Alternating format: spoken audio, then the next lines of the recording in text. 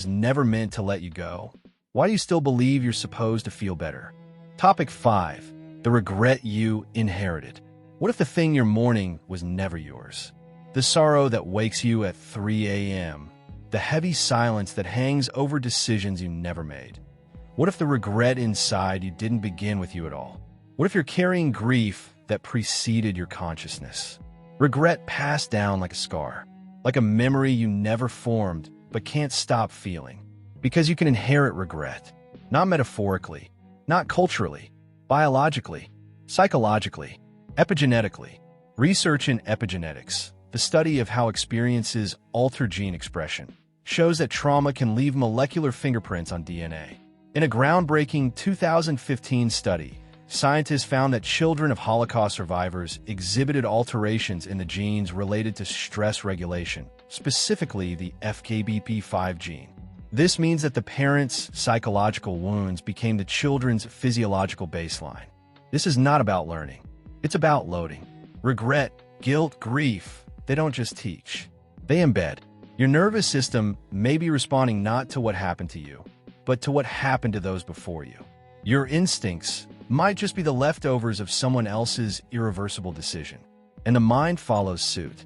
In family systems theory, particularly the work of Murray Bowen, emotional legacies are passed down through generations like invisible scripts. Children unconsciously absorb the unresolved conflicts of parents and grandparents. Regret that was never spoken aloud becomes a pattern of avoidance, of silence, of overcorrection. You don't just carry the family name. You carry the family's unfinished stories. And still, you think this ache is yours. But why do you panic in stillness? Why does abandonment feel familiar, even when no one's left? Why do you sabotage opportunities that should feel safe? Could it be that your brain is trying to correct something that happened long before you were born? This is intergenerational regret, a cognitive virus passed down through language, silence, behavior, and biology. A parent who gave up on their dream punishes a child for dreaming. A mother who stayed too long teaches a daughter to leave too soon. A grandfather who failed in war raises a grandson terrified of risk. The regret is never named, but it's enforced. Psychologist Mark Wolin, in his work on inherited family trauma, documents case after case of people haunted by emotions that don't fit their personal history, phobias, depressions, obsessions with events or places they've never experienced, until they look at what came before. And here's where it turns from tragedy to trap.